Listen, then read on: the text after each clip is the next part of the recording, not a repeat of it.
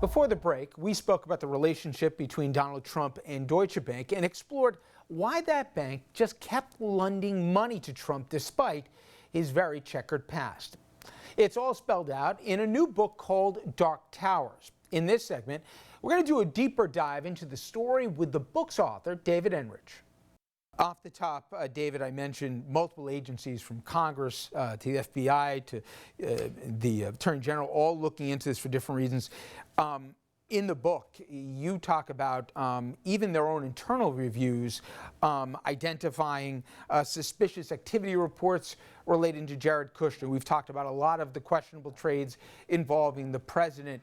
In fact, the personal banker at Trump that Trump used at Deutsche Bank in the last iteration of it, she's so concerned that she could be scapegoated for this. You report in your book that she literally took out some documents and have stored them in her penthouse if and when she's called to testify. Is it safe to say there's a lot of people at Deutsche Bank really worried that when this is put under a microscope, what it might show? Yeah, I think they are very anxious about that. And I think the bank has done its best over the past couple years to try and distance itself from the Trump relationship and try and pin this on a small group of bankers who are kind of operating on their own without full knowledge of people up the food chain at the bank. And that is just not true.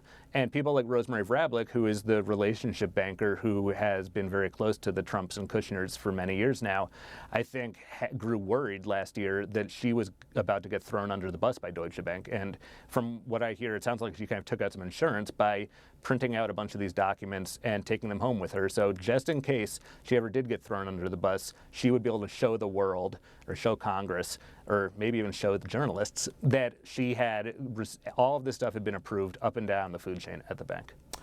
There is a lot of questionable circumstances, both deaths and then also narratives.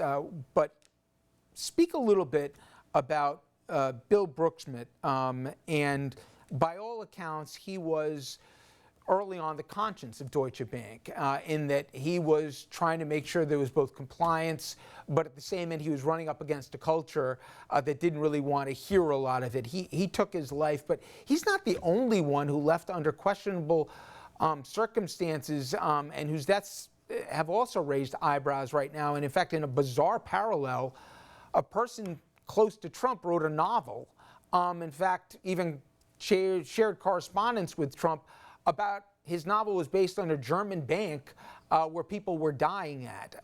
Talk about that element to this story as if it needed even more intrigue.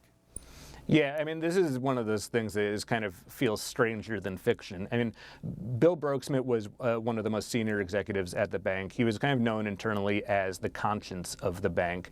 And in January of 2014, he was found hanging in his London apartment. And that's what kind of started my journey on this. I got, about a week afterwards, I started getting to know his son, Val Brooksmith, who got into his father's computer files and found that Bill Brooksmith had been saving thousands and thousands of Deutsche Bank emails and documents in his Yahoo and Gmail accounts. And Val started sifting through those and started finding stuff that was pretty interesting and sharing them with me and in some cases other members of the media. And it turned out that Bill Brooksmith was not the only Deutsche Bank executive who committed suicide. And there was another that about 6 months after Bill Brooksmith died. And there was another, unfortunately, in November of last year, a guy named Tom Bowers, who is someone who I had known as a source and who had actually been the boss of Rosemary Vrablic at Deutsche Bank. And so there's a really grisly pattern here of people at Deutsche Bank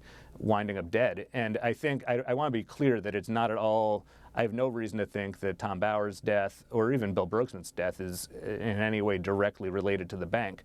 We do know in the case of Brooksmith from the reporting I've done and the documents I've seen that at the time of his death, Deutsche Bank was very much on his mind, and one of the suicide notes he left was to the bank's CEO expressing remorse about his time at the bank. And so he was clearly under a lot of stress and anxiety about some of the government investigations into the bank at the time. So it's kind of a sad note, but it's been a really interesting journey for me that I've described in the book, watching Val Brooksmith, his son, go on this quest to not only understand why his father decided to die, but also to really punish the bank for what Val believes is its culpability in pushing his father over the edge. And finally, David, even with the growth of Deutsche Bank, and what's interesting is you report in the book, even with all their even by any standards, extreme risk-taking that they took, they were actually better positioned than a lot of banks post the financial crisis, but they still kept a lot of some of these toxic debt on their books right now, and consequently, you have the International Monetary Fund looking at them as problem number one if there's another major economic downturn, not just for the bank's health, but systematically what it could have. And you also point to some of the things that were put in place 10 years ago after the financial crisis that have been chipped away or even cleaved away right now. And it almost begs for another situation where this is not a regulated industry and we don't really know, maybe until it's too late, if we have another big problem on our hands. Yeah, that's exactly right. And for Deutsche Bank, I think it's really interesting because on the one hand, they are as responsible as anyone, I think, for Donald Trump winning the White House. They're in this awkward position now that he's in the White House. It's a very tricky situation for them. But they are one of the great beneficiaries of the loosening of the regulatory reins that's occurring under the Trump administration. And that's been one of the main priorities of the Trump White House, I think.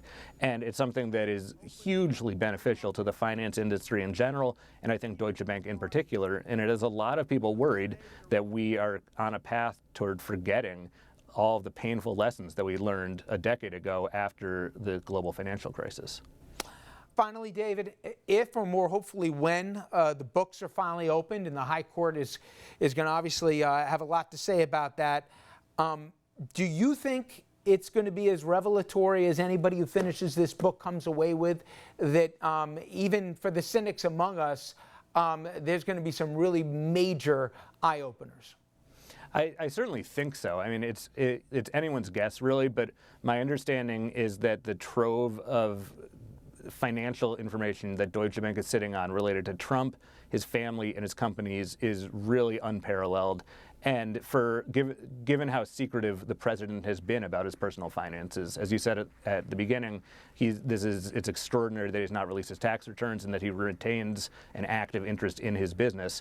I think there's huge appetite to understand better the president's sources of income, where his money is going, how much taxes he's paying, how much he's really worth. And a lot of those secrets are hiding within Deutsche Bank. And if the Supreme Court rules against the Trump family, they could be on their way to becoming public this summer.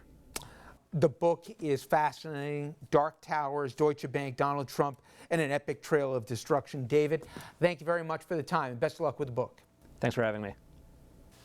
And up next, more than 2,000 former Justice Department officials from both political parties and multiple administrations, they're all now calling for Bill Barr to step down.